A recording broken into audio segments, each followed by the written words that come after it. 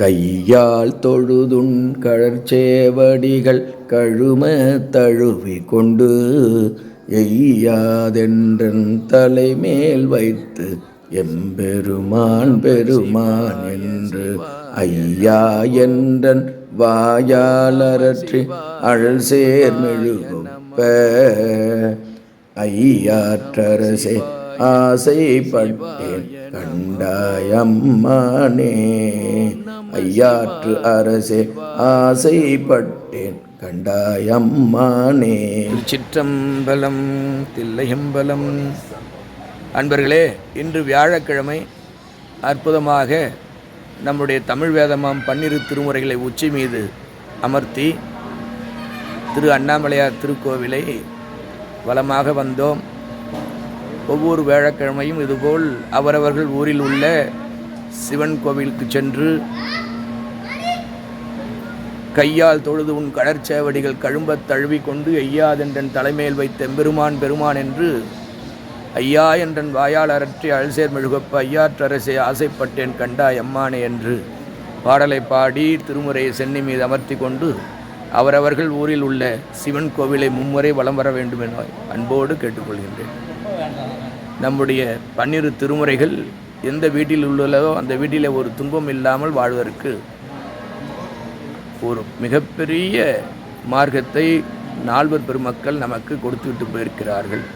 வாயடைந்து பாடவல்லார் வானுலகம் ஆழ்வர் என்று ஞானசம்பந்தர் ஆடிப்பாடி அண்ணாமலை கைத்தொழ ஓடிப்போகும் நமது உள்ள வினைகள் என்று தேவாரத்திலே திருநாவுக்கரசு பெருமானும் பாடுவார் பசி தீர்ப்பார் காலை எழுந்து தொழுவார் தங்கள் கவலை கலையாய் கரைகண்டா என்று விண்ணப்பமாக நம்பியாரூர் பெருமானும் 7ஆம் திருமுறையிலே திருவாசகத்திலே பக்தி நெறிக்கு இலக்கணமாக எப்படி திகழ வேண்டும் என்று ஆடுகின்றிலை கூத்துடையான் கடற்கண்பிலை என்புருகி பாடுகின்றிலை பதைப்பதும் செய்கிலை பணிகிலை பாதமலர் சூடுகின்றிலை சூட்டுகின்றதுமில்லை துணையிலே பிணநெஞ்சே தேடுகின்றிலை தெருவுதோர் அலரிலை செய்வதொன்றறியேனே என்று பக்தி நெறியின் விளக்கமாக கொடுக்கின்றார்.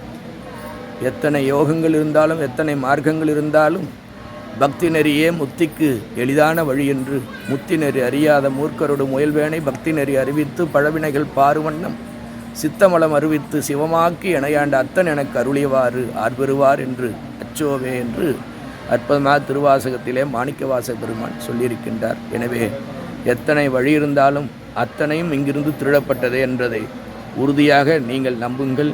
நல்லது நம்பன் நாமும் நமச்சிவாயத்தை ஓதுங்கள். நமச்சிவாயத்தின் பொருளாக இருக்கின்ற நடராஜ பெருமானை புருவ மத்தியிலே நிறுத்தி தியானியுங்கள். ஒரு விளக்கை ஏற்றி அந்த விளக்கை தியானித்து அதிலே நடராஜ பெருமானை நிறுத்தி புருவ மத்தியில் தியானித்து இதயத்தானத்திலே ஓம் நமச்சிவாய சிவாயனம் என்று ஓதுங்கள். நல்லதே நடக்கும் என்று சொல்லி சிவா இன்றைய வியாழக்கிழமையுடைய நிறைவாக இந்த உரையை தங்களுக்கு சொல்லி நிறைவு செய்கின்றேன். அண்ணாமலையும் அண்ணா போற்றி கண்ணாரமத கடலை போற்றி. சிவா திருச்சி. இதுதான் நம்முடைய தமிழ் வேதம் 12 திருமுறை. பார்த்துங்க, எல்லார் வீட்லேயும் நடு வீட்டில் கண்டிப்பாக அந்த திருமுறை இருக்க வேண்டும். எந்த வீட்டில் அந்த திருமுறை இருக்கோ அந்த வீட்டில் ஒரு துன்பம் இல்லாத வாழ்வு கிடைக்கும். திருச்சிற்றம்பலம். இது அடியனுடைய அனுபவ உண்மை. திருச்சிற்றம்பலம். அண்ணாமலையும் அண்ணா போற்றி கண்ணார முதக்கடலை. சிவா எம்பிராட்டி உண்ணாமலைத்தாய் உடனாகி எம்பெருமான் திரு அண்ணாமலையார் திருவடிகள் போற்றி போற்றி.